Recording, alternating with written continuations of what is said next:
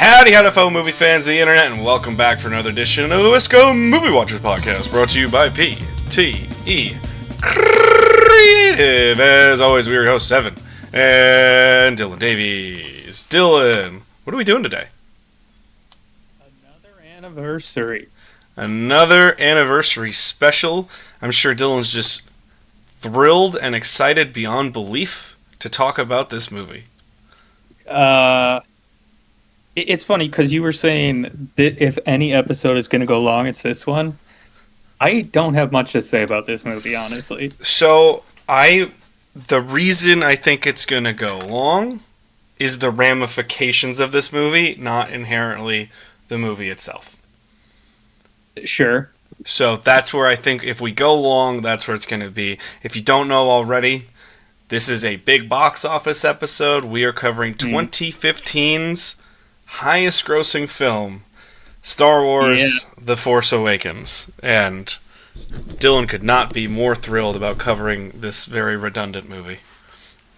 Yeah. I mean, it is what it is. Let's do this to start.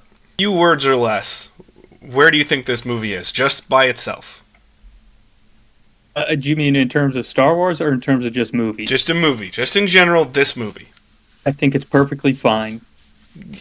You would rate it, a 6 out of 10? That's usually your perfectly fine category? I'd give it like a 6.5. Yeah. That's where the more I watch it, the more problems I have with it. Because the more I go Star Wars fandom on it. If this is a movie just by itself, this movie's above average. It's good. Yeah, exactly. It's a fun time at the theater, or it's a fun time with your friends and family to watch at home. It's 2 hours and 20 minutes of, yay, Lupin's already making his appearance today. Lovely. There he is. Is a dog crossing the street, or is a delivery driver there? There's only two options. I don't know. But here we are. Here we are, and we're looking at this film, and I even wrote one of my notes down. Many notes I'll have are 2020 notes versus during the film. So I'm thinking of, with 2020 hindsight, where does this put us? Sure. Not just the film, which is why I thought this could go a little long. And where do you think we should begin in talking about this movie? Do you want to go over a little recap of how we got to this movie, or, Honestly, I think if we're going to cover, like, negatives and positives, I honestly think the best part of this movie was the marketing for the movie. I would agree with that. Because it did a great job of, like, getting everyone excited again for Star Wars, which honestly probably was more of an uphill battle than people assume. Well, I can recall a quote I said, and I can't remember if I said it on one of our very early shows when we kind of, mostly me, but you helped me along the way to do movie reviews and early shows that would be podcasts now. Mm-hmm. And I can't remember if I said it at the time or not, but this was at the same time, within 3 or 4 months of each other, Force Awakens was coming out and Batman vs. Superman was coming out. And we were at the height of Marvel. They had just done Age of Ultron, and they were clearly building to this big cosmic-sized event. Yeah. And I remember saying to multiple people, I think Batman vs. Superman is going to be bigger than Star Wars. And it's not because Star Wars isn't going to be big, but I think people still have a bad taste in their mouth from the prequels, and they've seen Star Wars come back before. They've never seen Batman and Superman on screen before, and we are at the height of superhero phenomena. Turned out to be wrong on that one, obviously. Mm-hmm. But I think the marketing was a big point, where they created this intrigue. It's a J.J. Abrams movie. They did a really, really good job of creating that intrigue of, what is this movie about? Like, we know it's Star Wars, but who's this character? Who's this character? Many times, that doesn't happen. The marketing for this was phenomenal. Yeah, and it's because it's J.J. Abrams, the biggest complaint with him is always he'll set up mysteries without having an answer to any of it. Yeah. And that's exactly what they did with Star Wars. Like, this is the template in like a future film class or something, this will be the prime example of how not to plan a franchise. Maybe Because that pretty should be much, a. Maybe we should do that as a couple episodes. If you do your own little film class and we because just talk. pretty much they actually did kind of go in blind almost. Well, people don't realize this, and it was insane. The deal is struck for Lucasfilm and Disney in 2012. That's not a long time to make a Star Wars sequel reboot. I would say I think my problem with it was even though Last Jedi, I think it's 2017, so 2 years later, Yeah. I don't think they waited long enough, or they just picked the wrong person. Because I think The Last Jedi is my least favorite Star Wars movie, maybe in total, I would agree with that, actually. Yeah. including I the hate prequels. Last Jedi. I've gotten into vehement fights with people I absolutely cherish and love Oh, I'm because of there's a, Last Jedi. yeah, I feel like you either love it or you hate it. Like, there's not many people who are like, yeah, it's okay. Like, and that's saying something because the prequels I don't have any love for either. I have a small affection for what the expansion of the universe becomes for that, and the tales that come out of those, but the movies themselves I have very little affection for. But what comes out of them, I really enjoy. I really like the Clone Wars. I really Yeah. like a lot of the lore built around those characters. I think a lot of those characters are very intriguing. They just weren't executed super well. But when you look at the deal, Lucasfilm is bought by Disney in 2012, and I think they finalized that deal in 2013, I want to say, where it like became official, where you knew it was going to happen. Because I remember texting, my friend Katie, who she was a Disney intern for like years, and then worked her way up through public relations in Disney. And I remember texting her like because I was so removed from everything in 2012. I had no cable television, no internet, nothing. I would just rent movies and games from the library and play Skyrim. That's the only fucking thing I did. And I was just like, Star Wars has got bought by Disney? And she's like, that happened over a year ago, dude. And I still remember where I was and what was happening about it. But the marketing for this really created this fever pitch that was not an easy production for them to make. They hired multiple writers to take a stab at it. It didn't work. The Michael Arndt, who does have a story credit on Force Awakens, he wrote a whole bunch of drafts, I believe, and they just didn't come out. So they kept some of the stuff that they liked, and they completely started over with Lawrence Kasdan, and they came up with A New Hope light, essentially, with some nostalgia Yeah. thrown in for its own good, I guess. But the marketing for this was done in a really old school way. Where do you remember when the tickets went on sale? Do you remember how they did that?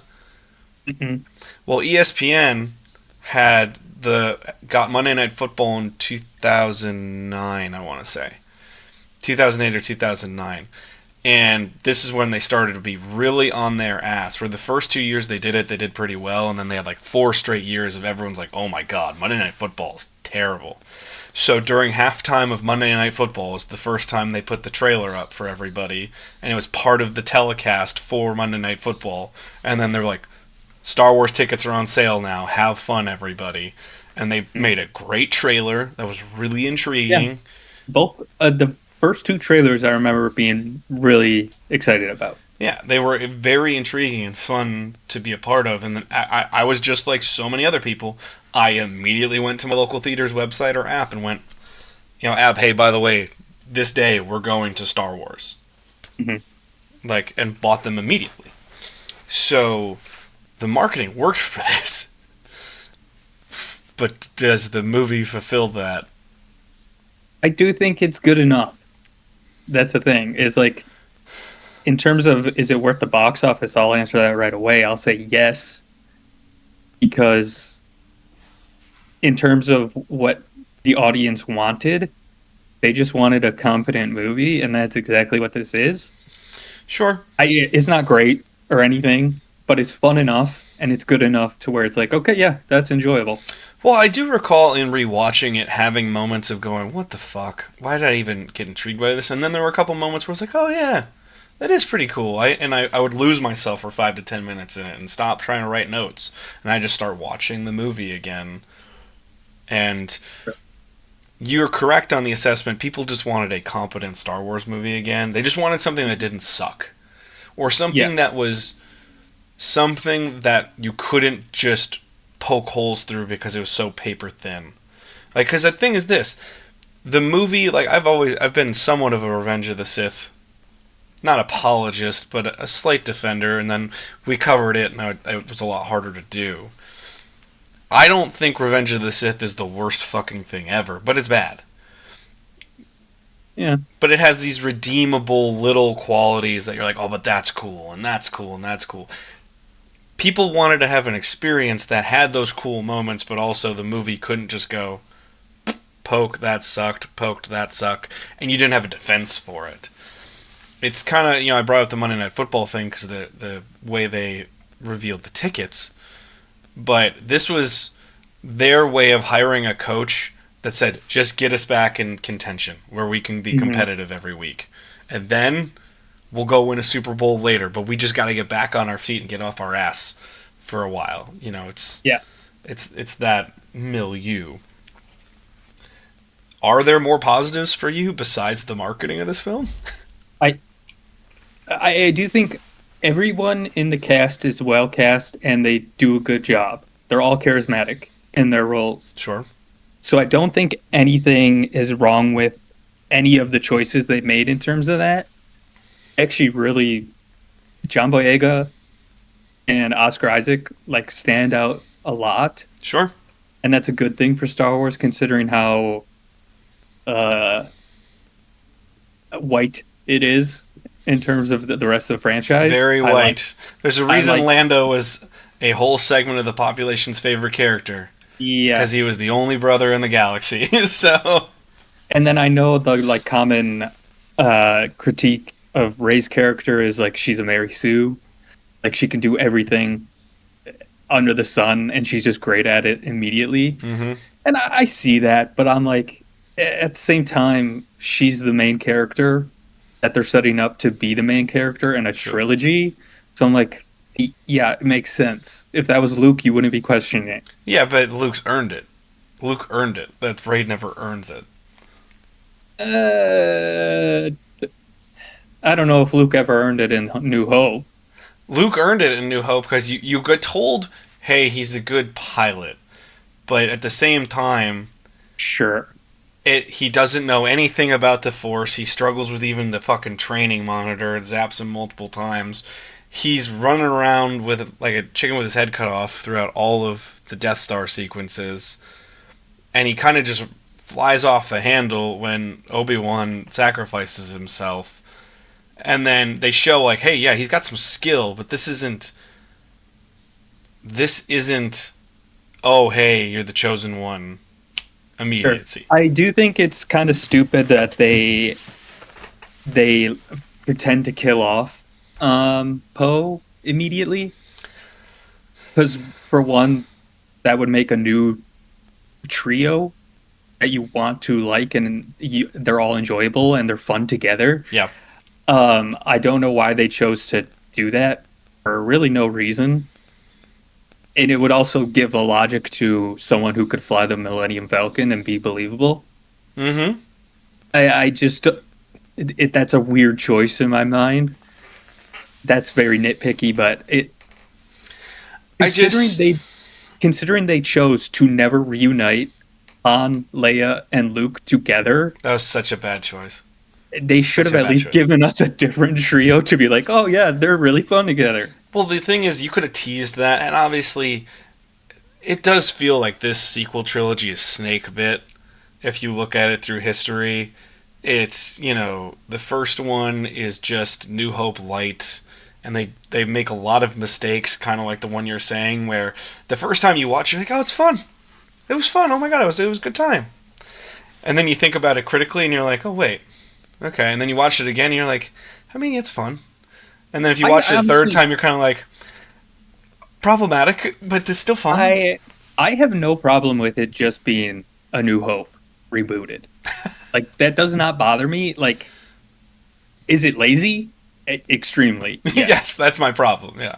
But because the movie itself is fun enough, I'm like, yeah, okay, sure. It's more so. And that's also should be stated that I just don't care about Star Wars, honestly. You expect, well, if whatever you did, whatever semblance of care you had for Star Wars, the sequel trilogy made sure to snuff that out real quick. Oh yeah, that's for sure. You made sure that it died.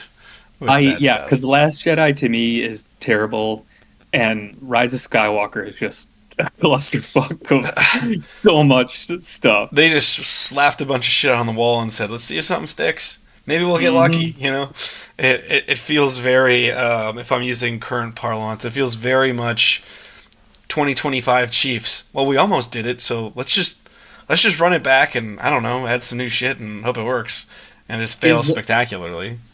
Is Force Awakens your favorite of the latter day Star Wars movies? By default, yeah. Yeah, same here. I'm like, Rogue One. It's okay. Oh, I'm sorry. We're counting Rogue One. Then no, Rogue One is my favorite. Okay. There's parts of Rogue One I really enjoy, but overall, I think none of the characters are that interesting in it. Okay. And then Solo is just. Chewie's great. Solo is so unnecessary and shouldn't have been made. And the thing is, this Solo by itself, it's not a bad movie. No, it's fine. It's a fun little adventure film. If I was rating it, I'd give it a 4, but just because I love Chewbacca so much, I'd give it like a 5. Like, that adds a whole point to me. But, I mean, that's the big thing, is like, they just seem to make weird choices. Very unnecessary ones. I think something you said struck me. It's an odd choice that they didn't just put in. I don't understand why the plot, they're like, let's just go back to basics and just blow something big up and put one lightsaber fight in and everyone will be happy. I don't get that when they abandoned the basics with the core trio of characters. And I'm just like, well, why? Okay. Sadly, because of how toxic this fan base can be and how toxic the internet can be, you're already taking a risk by having a female Jedi. Like, you just are. And a female main character. Which shouldn't be the case, but it's the case. And now, because so much was made of it negatively in the wrong way, that now forever we have to have this conversation of, well, is she only criticized because she's a woman? Or is she criticized? And I'm like, no, she's fairly criticized character-wise because it's horseshit. But at the same time, it shouldn't be critical that it's horseshit just because it's a female character. If it's a male character, also horseshit. Like, sure. I just think I don't have a problem with any character because I genuinely think the actors do a good job. Yeah. My thing is, it's what happens half the time and how it happens now, as opposed to, nitpicky stuff. And that's not what I should be. Just a couple notes. I think already that they have some really smart choices that I really enjoy, and then they have some choices where I'm like, what are we doing? Another one that makes sense close to what you were saying. Just put it on fucking Tatooine. And Rey's beginning is and her entire backstory is way too just, flip side of Luke. The whole thing is just Luke again. That's all it is, except she has no mama and papa, and he didn't have a mama and a papa, but he at least had an aunt and an uncle, right? And, she lives on this desert planet. Just fucking call it Tatooine, then. I do get that, but at the same time, I have no problem with it not being Tatooine, just because Star Wars is supposed to be this big intergalactic thing. Yeah. And if there's only 5 planets that they ever go to, it's like, okay, what's the point of it being intergalactic? Well, the thing is I will say, in terms of, like, it's supposed to be this huge world, but Star Wars is actually very small in terms of, like, everyone's a Solo, everyone's a Skywalker, like, everyone's related to each other. It's just like, this is ridiculous. Yes, and I think that's a very valid critique of the point I just made, but it's also, if you're going to do this so similarly, just play the fucking hits then. Just I do agree. Like again, it's a weird choice that they just made. It's just one of those, I'm like, okay, well, what's her backstory? Well, it's almost exactly like Luke's. Okay. Well, is she from Tatooine? No, she's from Jakku. Okay, what's Jakku like? Well, it's just like Tatooine. It's like, what the fuck then why are we doing this? Yeah. And I think the one character that they get right most of the time until it gets to the sequels is Finn. I agree. Because he's the one character who actually feels like it's an original character. Yes. Poe is pretty much just Han Solo. Poe is a more altruistic version of Han. You're correct. Yeah. And he doesn't have the intrigue that Han has where you're like, nah, this guy's a smuggler. This guy's a badass. Yeah. And then Rey is just, a derivative of Luke. Right. It's just very much where I have so many positive notes to share and also so many negatives. And I have one line. I do love adding, now that she's made an appearance on the Onetta show and people can hear her voice, I do love getting ab quotes into the show because she had a great one at the end of this because she half watched it, was reading most of the time, and then I saw the last 45 minutes, she put the book down and started paying more attention to the movie.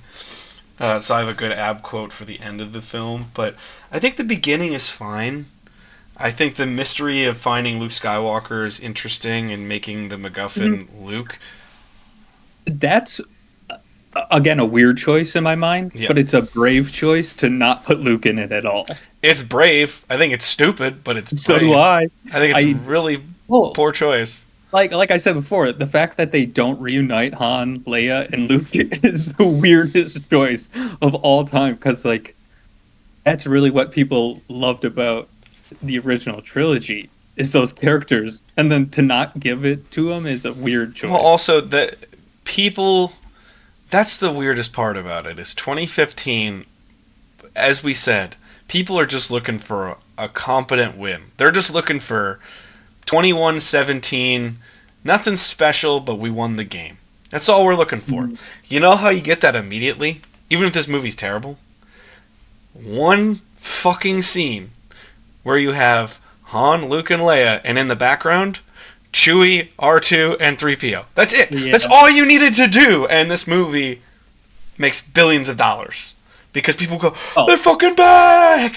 It already did, to be fair. But it made that most of the time. That first huge wave of money is because people want to see those three back together. And the biggest intrigue, and why it's a brave but stupid choice, the biggest intrigue that is positive from the expansion of the lore is, whoa, this is Jedi Master Luke Skywalker here. He's going to kick so much ass, it's going to be so fun, I can't wait to see it. And what do? Never show Jedi Master Luke Skywalker. Well, Ever. Luke does nothing. Zero. The entire trilogy. It's so, oh god, I hate it. He's in 10 seconds of Force Awakens. Yep.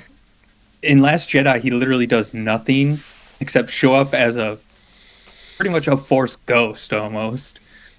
Because he never actually fights anyone. Yep. And then, he's not really in Rise of Skywalker either. Oh, no, he's in Rise of Skywalker as a Force ghost and some other stuff, but it's really dumb. That's what I'm saying. He doesn't do anything. Yeah, it just gives Rey a pep talk for no reason. And, yeah, I don't know. This is bad. This is bad. In terms of things I like, I do think it looks good. I think it looks incredible, yeah. It looks like old Star Wars, at least. It doesn't feel... It looks like a good blend between the prequels and the originals. I would agree. Because it's definitely updated. I think, like I said, I like all the actors. I think Kylo Ren is only brought up because of Adam Driver. On paper, Kylo Ren is very uninteresting. Super. He's just baby whiny Darth Vader. Yeah. That's all he is. And then there are good setups to ideas. Like the fact that they don't over-explain Snoke or anything. It's good in theory, but in terms of their execution, it's awful. Sure. Um, that's about it in terms of positives. Well, I'll give some quick notes. There's a here. couple of sequences that are fun, though. Yeah, well, here, I'll go here. Stormtrooper drop the lighting in that drop ship as they're coming onto Jakku. Yeah. Incredible. Such a great way to show, oh shit, these Stormtroopers are actually, like, legit. Also, I do think this is the last good John Williams score. Okay. Interesting. I don't think he's ever made bad music. I just think... No, nothing's bad, but I'm saying in terms of memorable. I think he's got a couple in here that are really, really stand out for me. But yes, I like Kylo's theme, and I really like Rey's theme. Rey's theme is exquisite. It's the best piece of music he did for all the sequel trilogy. Yeah. Is Rey's theme. I think the cross between new and old aesthetics works well. I like the updates to the Stormtrooper helmet.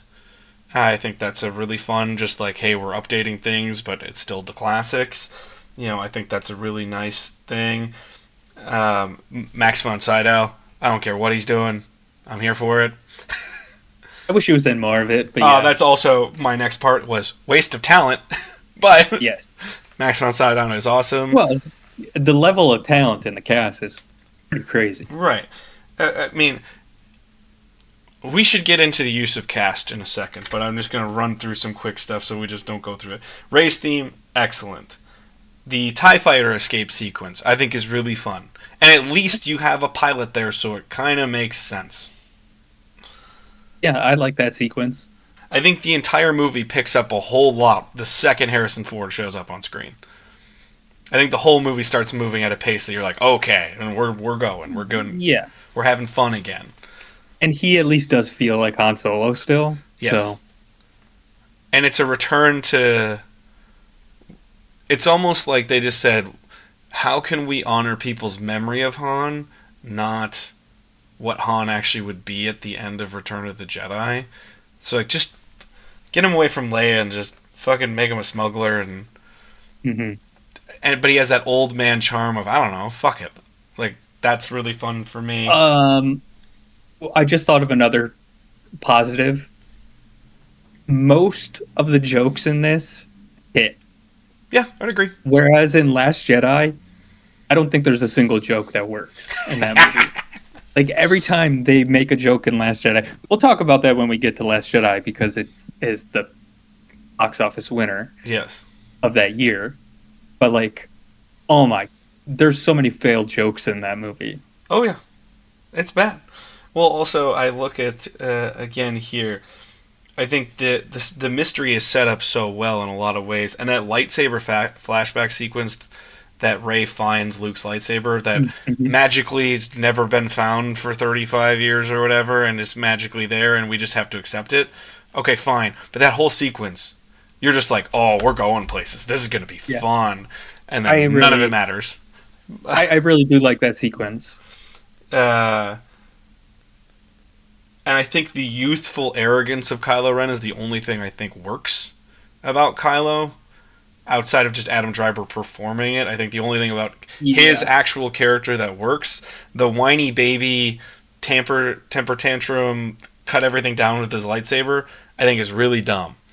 But his arrogance of just, we don't need this, we're going to do this because he's just youthful and is trying so hard to be Darth Vader, that works for me, because I'm like, that makes sense. It's a fucking untrained kid, essentially. Yeah. Trying to be Darth Vader. He definitely has the best character arc in the trilogy. He might have the only character arc in the trilogy.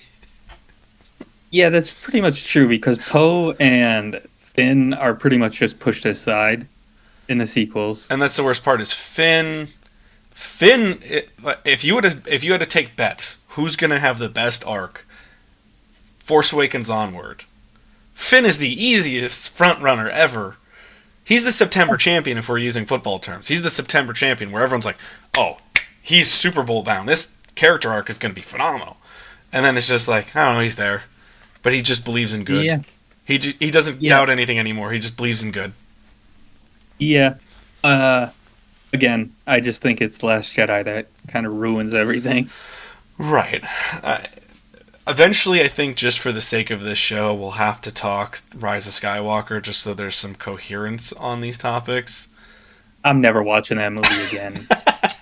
Honestly, you can pay me and then I'll watch it I might pay you just to do it. Just because it's 2 hours of my life I don't want to waste on that fucking movie.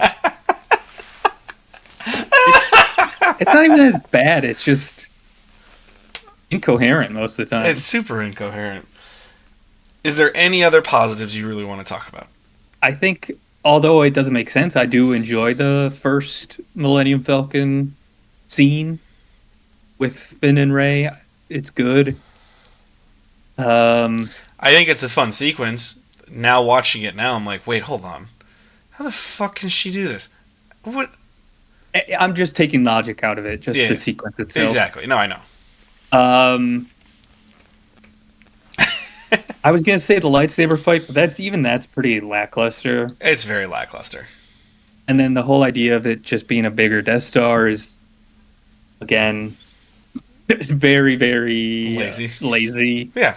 So yeah, The only thing I liked about that, the entire thing, was the fact that when they showed the projection of the Death Star versus the planet killer, the only thing I liked is the writers being honest with everyone with Han's line of just like, so it's big. Like, yeah, I liked the fact that I felt like that was a writer in the room just going, you know, half our diehards are going to be thinking about this. Let's just acknowledge it and get past it. You know, I kind of appreciated that little line. I thought that was a fun little touch there. But yeah, just this whole thing feels snake bit. And then in terms of like major negatives, I would say I can't remember what those creatures are called, but the one before they get on the Millennium Falcon, The Rathtar. yeah, the Rathtar. That scene is just dumb in my mind. Like, there's always that one scene in every Star Wars movie that's just like, do we really need to do this? Like, they want to have an early action sequence, but it's just like so unnecessary. I like that sequence just because it's Han Solo being Han Solo. That's the only reason I like it. But But he's barely in it, which is hilarious. So he is Han Solo lead up to that sequence. yeah, But then it's just old man Harrison Ford running around. Like, it's not. well, It's it's just- funny. It's funny when you think about it. He's really not running at all because they know he probably Yeah. shouldn't run. Even Yeah. though I'm sure Harrison Ford would just be like, I'll get up to enough speed that you can make it work, right? It's Harrison Ford, he'll do it. But or no, maybe was that the time? Yeah, he broke his leg on Force Awakens during production. Yes, he did. Yeah. Maybe that was right after, or No. maybe that was supposed to be right after, and they're like, he can't fucking run. So Well, in my mind, I guess the argument would be like they're showing that he still is kind of up to his no good ways. yeah, I guess would be the argument. Don't think it's necessary to Yeah. do that in an action sequence. no, I agree. It really much just becomes Ray and Finn running around. Yeah, It's trying to. I think it's really trying to pressure cook to the right temp and the right cook. Ray and Finn caring for each other. I think that's really what it is, and I just don't know if it works. Obviously, for you, it doesn't work. For me, I think it's fine, and it's a little enjoyable. I sequence. like their relationship. Okay. I just don't like it because I know where it goes in the future, where they pretty much Oh, you mean nowhere? exactly like they're barely even together after Force Awakens, Oh yeah. and it's just like such a dumb choice. I did love at the end of a lot of the comments after Rise of Skywalker when our new trio hugs. It's like, have they really spent any time together whatsoever, this trio? Completely unearned. And they haven't.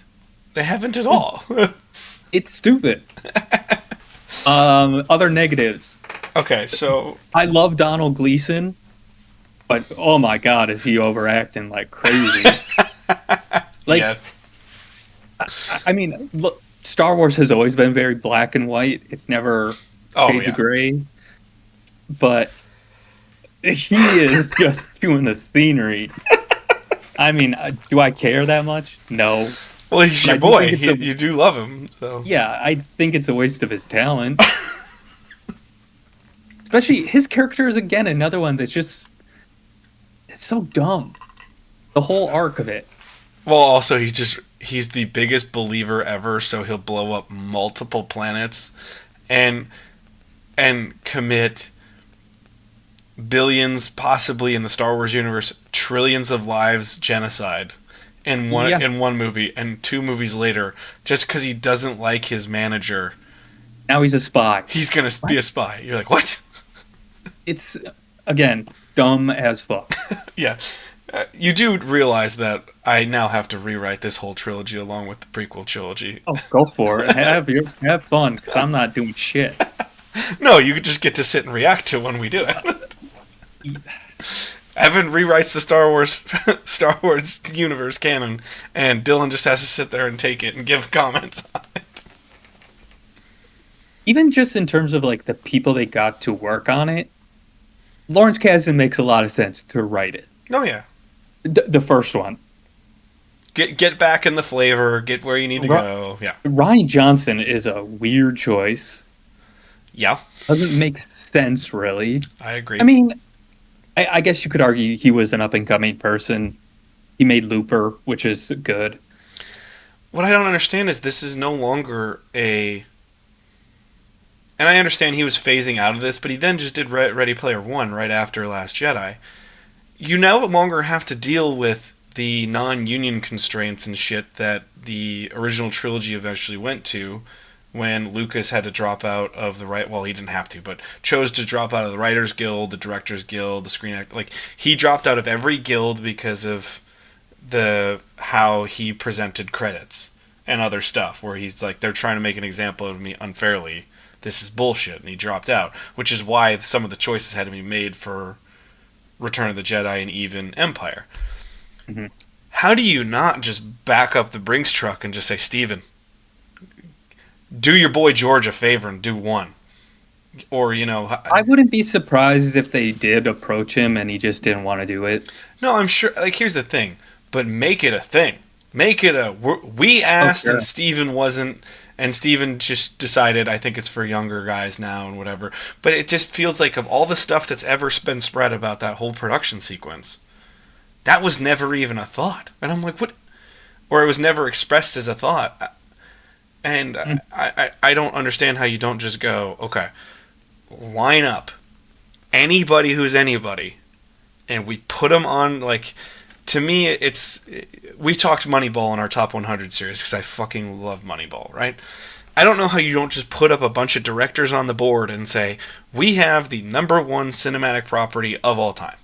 The number one thing where everyone goes, where everyone at least has to pause before they say no. Right? I don't know how you just throw a bunch of big names on there and say, or really interesting names and say, okay, we're going to try for him. We're going to try for her. We're going to try for him. I don't understand how you don't do that. Okay, I'm just looking up, like, people who potentially could have directed Force Awakens. And the ones that are coming... Colin Trevorrow was on there and was working on one at one time. Apparently David Fincher, Colin Trevorrow. I know Josh Trank was on there. Yeah.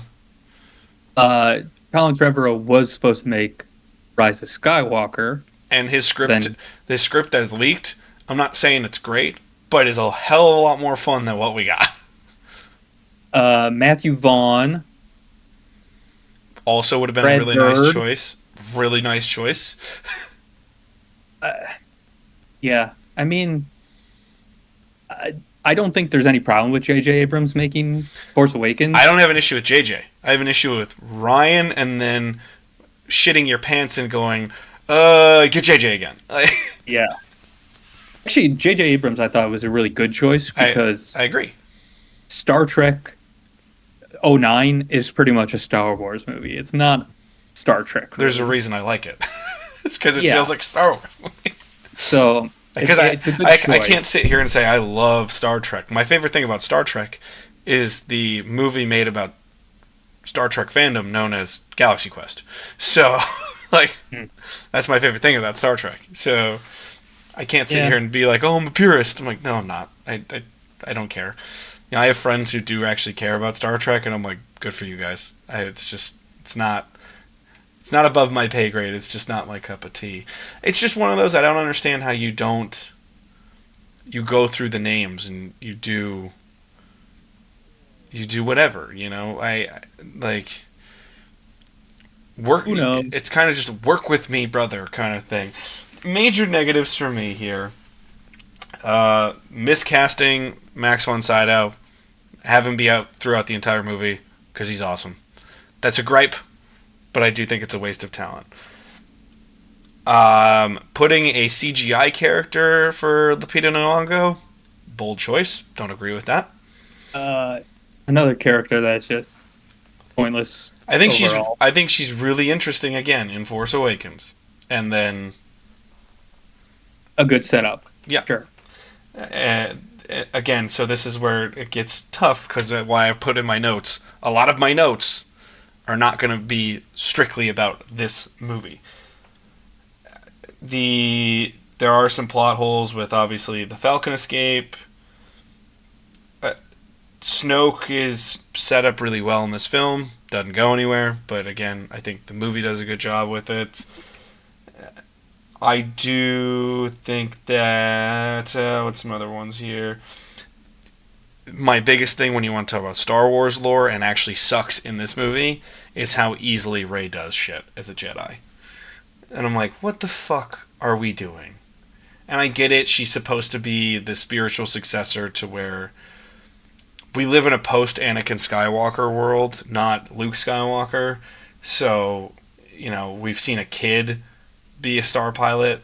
But it's at least like, well, you know, you showed the kid has these Jedi reflexes and he's been put, like, lore-wise, you showed him that, hey, he's a slave, and his slave owner is like, maybe he'll win me some money sometimes, and just continually puts him in pod races.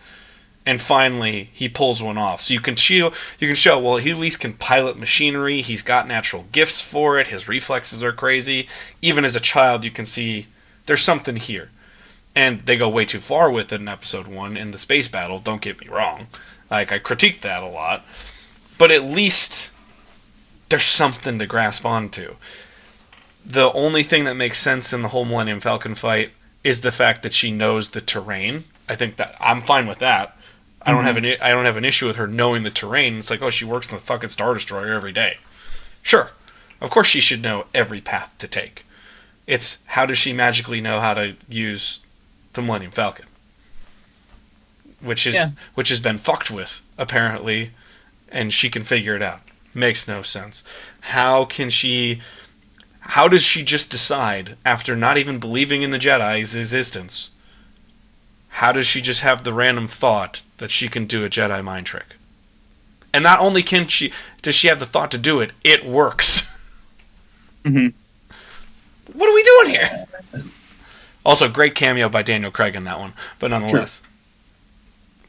Sure. I mean, I just don't have any problems with it because I just don't care. I know, I still care. At my roots, I still care, and it still pisses me off when shit like that happens. How she randomly... I could see what they were trying to do by shooting Kylo and but he's weakened, so that's why she can do it. But the lightsaber fight, I have no issue with her pulling the lightsaber with the Force. If that was her first moment of the Force. Mm-hmm. But she already does other stuff. So I'm like, I don't like that. If that was her first moment, I think that's a really nice payoff. If she defends herself for like 30 seconds and then the planet splits and Kylo looks like a threat and she just got one lucky hit on, I'd be like, fine.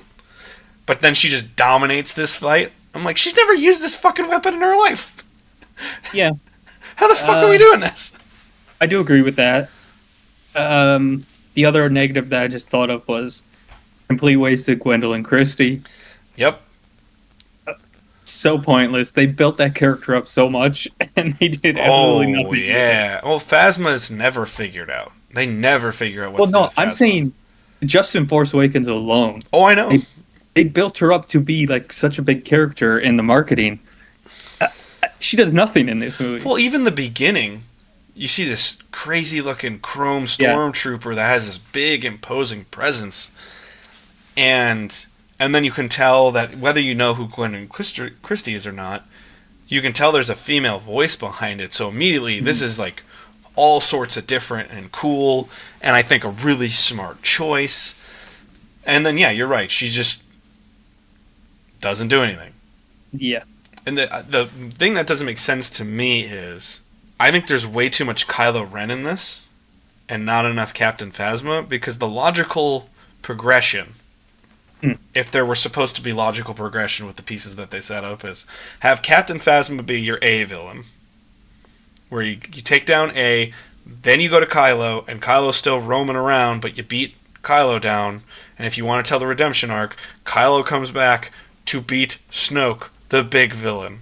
Like, you go here to here to here. Have Oh, Phasma be the one that does a lot of the dirty work during the first one. You take her out, and then all of a sudden Kylo Ren appears with a lightsaber, and you're like, oh, we're fucked now. Because it took forever yeah. to take down Phasma. Either that, or it should have been hell's Donald Gleason's character name. Oh, God. It's gonna... Hux. Yeah, Hux, yeah. Yeah. Either that, or they should have just put him as a bigger character, like Tarkin is. Sure. Like that makes sense, but yeah. Or have Phasma be Hux's lapdog, so you can see that when Hux gets pissed off, it's like Phasma's always doing his dirty work, and then you can see that there's a level of respect, but there's a distance between Kylo Ren and Phasma. That's the funny part. Outside of the Hux Kylo Ren stuff, no one interacts ever. Phasma's is just there and then not, and then there and then not. Yeah. It's like Oh, I did think of another positive. okay, I think BB-8 is great. Great droid. Very very unique, very different. considering droids are like a staple of the franchise. Yeah. They did a good job with introducing another one. Also, I like the restraint of not trying to make another 3PO. Let's make a new cool version of R2, but let's not try to do too much, so let's leave 3PO alone. I liked that, too. Yeah. That it wasn't just a one-for-one switch on everybody. Mhm. I liked that portion of it. I brought it up before, I just want to complete these thoughts here. Is this one of, if not the biggest snake-bitten trilogy ever? You have horrible misuse of production time starting by the like, oh, we need to make the shareholders happy, so let's make a movie. One of your main three leads in quotation marks, passes away during the production of your second one, Mhm. and then completely fumbles any plans that you can do later. Yeah. That's unfortunate that they chose to make Leia as like arguably the biggest of the three characters in the trilogy, but then Carrie Fisher passes away. Yeah. That's unfortunate. I mean, it's our beloved princess. We don't want to ever see her pass away, obviously. Like But the fact that they chose to kill off the other two, it really sucks for them. yeah, well, they kill off Han, so you can't have Harrison Ford come back. They figure out a way to try it, but you're like, which is my favorite is when they asked him later on when it came out, like, and he's never been shy about not knowing what's happening in Star Wars and just being like, I don't fucking care. I did love how they're like, oh, how does that make sense? He's like, I don't fucking know. Yeah. I just showed up and did the job and left. Like, and I was like, you know, I like that scene in Rise of Skywalker. I think it's a nice scene. It's just one of those where you just go, how, why, Oh yeah, it does make sense. what are we doing? It's just one of those where I know a lot of my negativity is painted by where we go. The problem is this already is known to be the beginning of a new trilogy, even through the marketing. This is the beginning of a new Star Wars, so you have to put that into an account instead of just saying, well, the movie itself is just this. It's like, no, but it's the foundation of what you're building upon. And with what you pay it off with, this foundation is terrible. It's quicksand. Actually, I shouldn't even say that. I think it's well built, and then just a fucking sinkhole comes in underneath the foundation. That's what I would say. Yeah, because I do think they do a good job setting stuff up. It just doesn't go anywhere. Terribly so. Terribly so. Okay, I just want one thought experiment from you, because I know you'll never actually do the whole thing. If you're going to change one thing to make it better, beyond the obvious, what is something that happens in the plot that you're like, I would definitely switch this up to something else? I thought your Poe thought was really nice. Like, why didn't you just have Poe fly the Millennium Falcon? I do think it would have been smarter to just have them as a trio throughout the whole thing. Sure. Because it really doesn't change that much, honestly. It would just be another fun, interesting character to follow the entire time. Yeah. And it would have been nice to have like some interaction between Han and Poe. That could have been fun. Sure. I think it would have been very cocky characters. Yes. So that would have been fun. Well, I would have loved to see. I would have loved to have seen like you said, a trio together with Han as the Obi-Wan Kenobi, and that sets a completely different thing where they kind of try to do that a little bit. They do, but I'm saying if Poe's there, right? Oh yeah. Then you can have this whole moment where instead of patience, caution, you can have a mentor there that's just going, hey, care, but sometimes just say fuck it and try it and see what happens. And then that maybe pays off more into that Last Jedi arc they're trying to teach Poe that doesn't work in Last Jedi because it's done terribly. The idea isn't bad, but then it kind of pays off where it's like, hey, I spent this huge foundational period of my own personal revolution with a ultimate risk taker. And then I learned, oh shit, he was actually more measured than I thought he was, and I didn't take the right lessons from him. Right? Well, Red Letter Media in their review of The Last Jedi has the funniest thing I think I've ever heard about Last Jedi, which is Poe's character arc in that. The overall message is just blindly follow leadership. Yes. Like, it's the most backwards way of thinking. It's just awful. No, it's terrible because don't question leadership at all. I know. That's the worst part is that was a major fight with somebody that I truly love about Last Jedi was you just don't like it because she's the one leading. I'm like, no. I don't trust any leadership that's blindly telling me to just sit and wait and possibly die when there's someone at least offering an alternative to try. Like, no. It's stupid. Like, no. That's not my problem. My problem is not female leadership. My problem is incompetent leadership.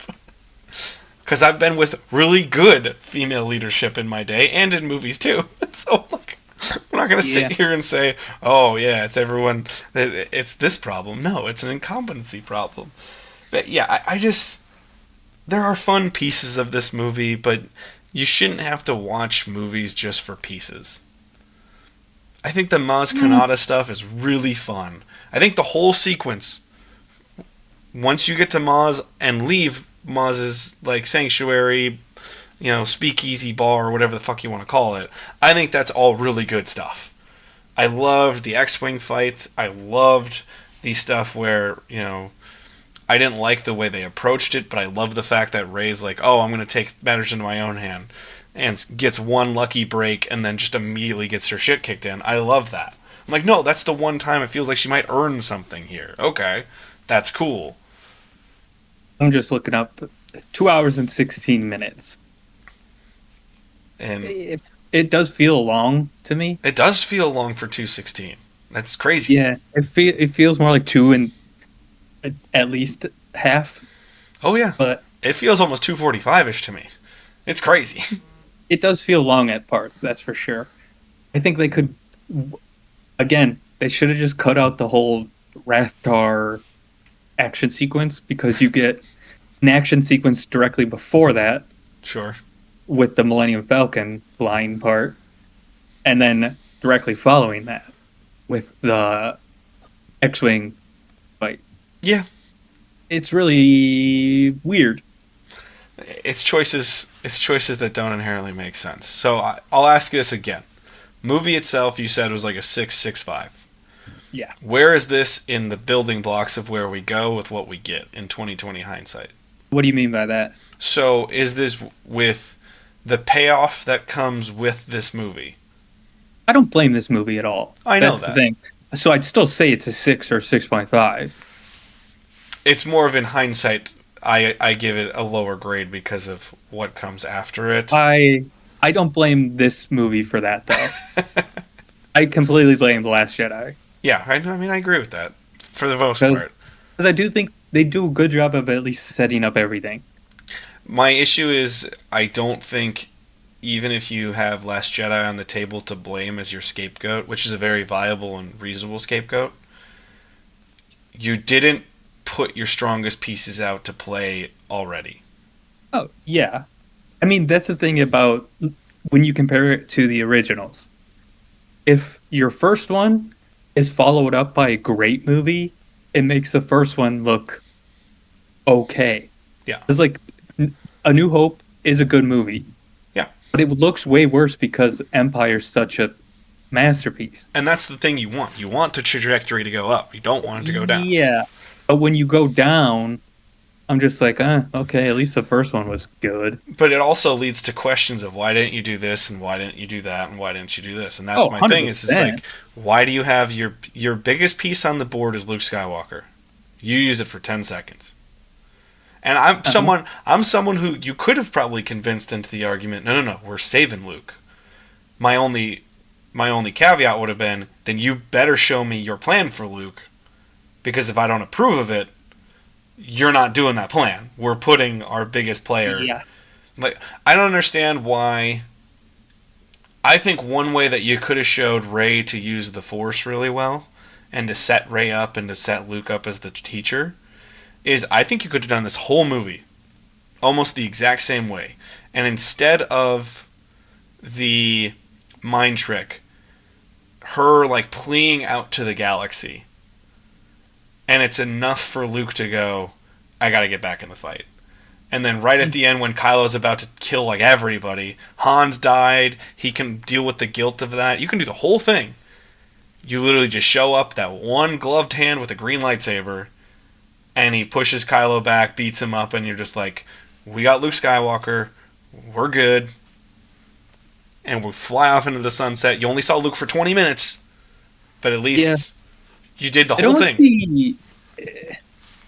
It'd almost be a better choice to show Kylo as super competent. Yes. And then he's like overcoming Rey. Yeah. And then Luke shows up at the very end. That's what I'm saying. Just, like, yeah. Fight with her. Like, you could have done that, but once again, do I think that's the problem of this trilogy? No. I think it's a misstep because it allows for what comes next. But also, I've one last beef to share. I did already tease it. When they come back in the Falcon at the very end of the movie, and they get back to the base, and you can see Leia's obviously distraught because Han passed away. Han died. Uh-huh.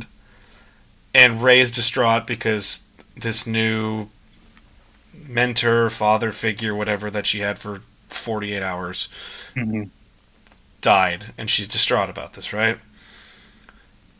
Ab immediately, who I didn't think would ever give me anything on Star Wars, just goes, what the fuck's this? And I'm like, well, I mean, I get it, like, whatever. She's just like, what about Chewie? Hug Chewie. Han died. Rey doesn't... Fuck Rey. Hug Chewie. He's the one who's actually going to be upset about it. Yeah, but that's the running theme with Leia. Like, she's always mistreating Chewie. Always. But she loves Chewie. That's the problem. But then at the end of Rise of Skywalker, he gets his medal, so it's all good, right? No, it's... That's the best part about Rise of Skywalker is that he gets a medal. That's it. They completely disregard Chewbacca. this whole trilogy, which drives me crazy because he's my favorite character in all of Star Wars. Because he's just a big walking dog. Yeah, he's awesome. I think he's the most likable character. He's up there. He's certainly up there. But it's problematic from where you go. And that's some of my big beef with it. You said it's worth the box office. I would agree it's worth the box office because it was a phenomenon. I don't think it's anywhere near 2015's best movie. But I'm also looking in retrospect, what would I say 2015's best movie is a question here. Mad Max? Oh, yeah, that's what it is. Sorry. I forgot. I just spaced on it. Rounding out the top. So technically Jurassic World is the number one movie domestically, but it only made less than 300,000 more. So very, very close. Rounding out the top 10, you got Age of Ultron, Inside Out, Furious 7, American Sniper, Minions, Mockingjay Part 2, The Martian, and Cinderella. Yeah, so it's Mad Max and everything else. I think there's 3 movies on there that are better than this, and then a couple movies that are worse. So. Legacy sequel that's better, Jurassic World or Force Awakens? Okay. This is definitely better. I dislike Jurassic World deeply. I know you do. I don't get it. It's just about as mediocre as it gets. Which, this isn't much better than that, but it is, I would say, better a movie overall. More satisfying, at least. That's true. Okay. Well, either way, this has been fun because you get someone who's completely apathetic versus someone who deeply cares too much about a silly space story and has deep-rooted issues with it. But that's a different story nonetheless. But that's going to do it for the show today. A little preview for you guys moving forward. I'm just looking at our calendar. In the next week, you're going to get our postmortem on our Top 100 series, and you're going to get another Complete the Movie grid and an AI movie build. So all 3 of those coming out. And what series did you have that you had with Resident Evil? Was that Scooby-Doo? I think so, right? Yeah, I think so. So in that, AI picks our actors and directors, and Dylan chose to make a Scooby-Doo movie, and I made a Resident Evil movie. So you're going to get that all for a nice holiday as well, and you can see all the grids in short form over the next week and a half, 2 weeks as well, which is a nice little bit of fun. And then after that, you're going to have our 2025 movie review and our preview for 2026, including some content preview. And Dylan and I need to make some decisions on what the fuck we're going to do in 2026 in the next couple hours of recording this session. So it's going to be a heck of a lot of fun to do that. But thank you guys so much for watching and listening wherever you are. If you are a part of the streaming audience, stay tuned. I think I got to take about a 2-second break, but then we're going to come back with a movie grid and a movie tiers list show. But if you're just part of our audience that is listening on Spotify or YouTube, thank you guys so much for joining us. Happy holidays to everyone, and a peace, love, and hugs to you all. Goodbye! Bye.